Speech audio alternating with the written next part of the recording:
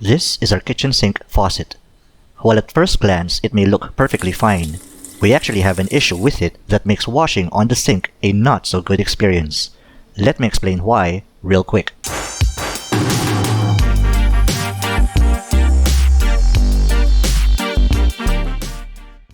If you have a similar one like ours, the first issue you'll have is that the spout is set too high and cannot be lowered. This makes water hit really hard the base of the sink or whatever you're washing, and this produces a lot of micro splashes that spill over the countertop and even the floor below. It's almost like a pool party every time, so we end up having to needlessly wipe dry the surrounding area of the sink. The second issue is that the handle keeps on moving. This happens because the base cannot seem to keep itself steady despite several attempts to tighten as hard as I could its flange nut below. The third issue is that its stem has become so tight that when you try to swing it from side to side, the whole assembly moves with it. Personally, this is what irritates me the most. So enough is enough. After 4 years of putting up with this faucet, I'm going to replace it with an upgrade, a better type of faucet that I'm so excited to show you later in this video. But first, we need to remove this old one, and we're starting right now. Hey there, this is HanDIYman 007, and if we're just meeting for the first time, hello! And my passion is building, fixing, and improving all sorts of stuff at home for my family, and sharing with you what I have learned from experience and from others. Through these doors, we'll be able to access the bottom of the sink, specifically the bottom part of the old faucet.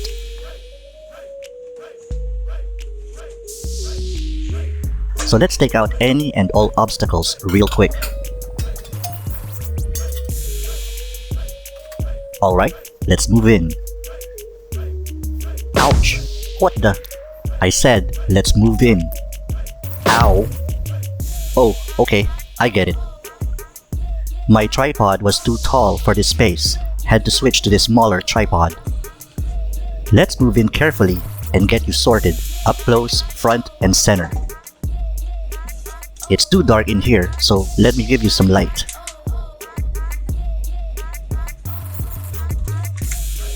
And find a perfect angle for you.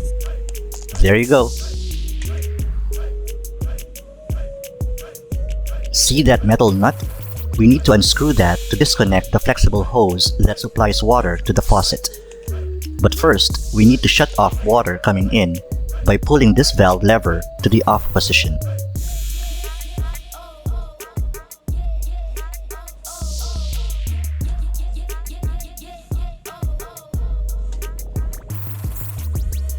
Then, let's turn on the faucet to visually check if there's no more water coming in.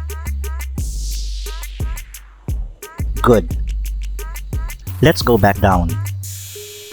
Seat you back in and let me show you how to disconnect the flexible hose. All we need to do is twist the nut in a counterclockwise direction. But that is so tight, and the awkward position of my body outside a small space isn't giving me the proper angle for my wrist to exert a strong enough force. Let me try with my right arm. An even more awkward angle. Nope, that won't work. Let me try with vice grip pliers. In this super cramped space, I won't be able to swing the pliers too much. But the idea is to hold this nut in place while the one I'll twist counterclockwise with my other arm is the faucet itself on top. Yes, I felt a slight budge.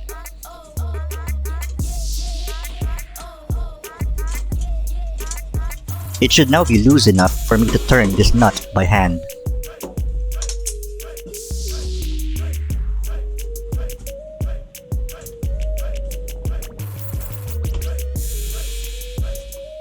Good.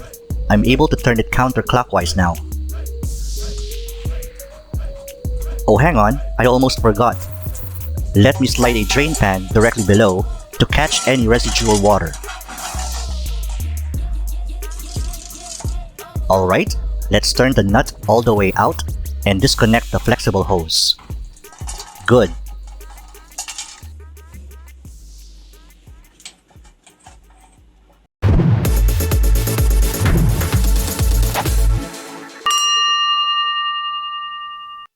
Now, we can remove this plastic flange nut that is holding the faucet base in place.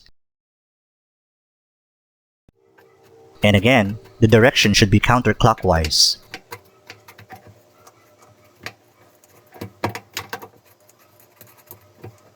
Twist and twist and twist, and let gravity do the rest. Good.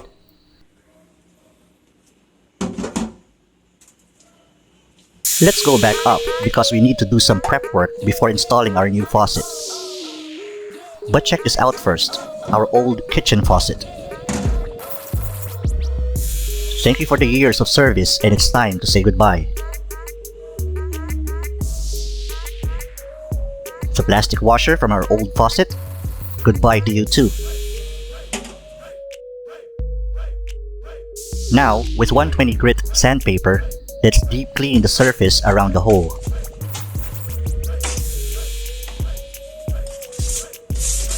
This will make the rubber washers of our new faucet grip the sink much better and make for a really steady base.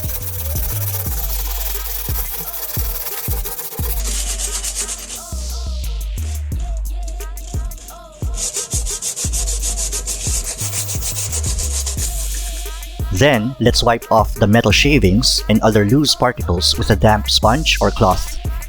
Finally, we are ready to slide our new faucet into the hole and lock it in place from below with its own flange nut.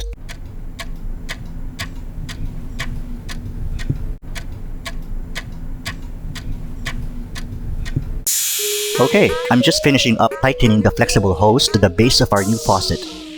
And of course, one final check if our new flange nut is also as tight as can be. You should only hand tighten plastic nuts and never use tools. Otherwise, they will lose their thread or crack. Now, let's allow water back in by opening our ball valve. Then, let's do a visual check on our connections if there are any leaks. None? Good. Finally, let's take our first look at our new and upgraded adjustable kitchen faucet. Beautiful! Let me start showing you its different features. First, it has a round head, no sharp edges to accidentally scrape your hand against. Second, it has built-in aerators that softens the flow of water so no more micro splashes when water hits the sink. You may think that it almost looks like a shower head.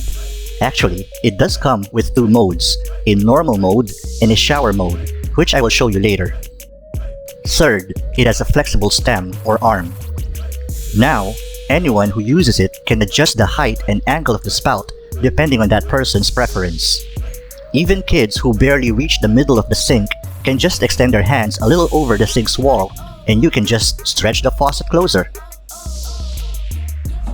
Okay, let's clean up a bit so we can really test our new faucet with the water on. Here we go. Let me rinse my hands. I need more space, so I pull the head up. Let's pull the head down. Side to side. Notice that the base is holding steady as a rock. Oh, and let me tighten the head and make sure the toggle button is on top. So this is normal mode. And this is shower or spray mode. I love this second mode because it gives you a wider surface area to wash. It also boosts water outflow a bit, especially if you have weak water pressure in your area. You can even use this faucet to clean the sink and itself. You no longer need a cup of water to wash and rinse the wall behind the sink, also known as backsplash, or any other parts of the sink, because now you can spray water exactly where you want it.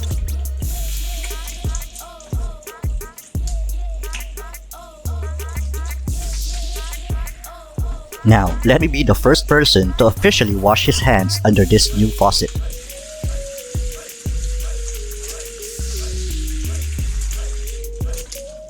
Oh yeah, that feels good.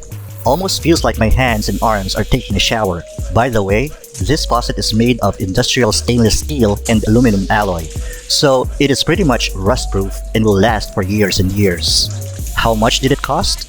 800 pesos from a DIY store that is quickly becoming my favorite go-to store for anything DIY. I might even feature them in one of my future videos soon, so make sure you're subscribed. Anyway, let me make one last inspection below the sink and see if there's any leak anywhere. And I saw nothing. Everything is super dry. Fantastic! You don't have to replace yours exactly with this, but at the very least, you now know how to replace your own kitchen sink faucet, and you can do this. Did you find this video helpful? Give it a thumbs up. If you haven't already, consider subscribing and hitting the bell notification icon so you don't miss out on more videos like this. Subscribing is completely free. Meantime, watch these other videos on the right or in the description below. This is HanDIYman 007. Thanks for watching.